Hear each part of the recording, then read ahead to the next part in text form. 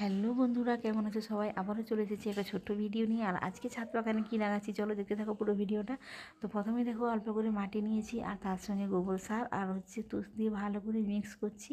আর এদিকে দেখো 3টে টব নিয়েছি, টবে অল্প অল্প করে বালি দিয়ে দিয়েছি, যেহেতু পানিটা যাতে সুন্দরভাবে বেরিয়ে যায়, কাদাগুলো বসে না জাম হয়ে যায়। আর তারপর দেখো এই যে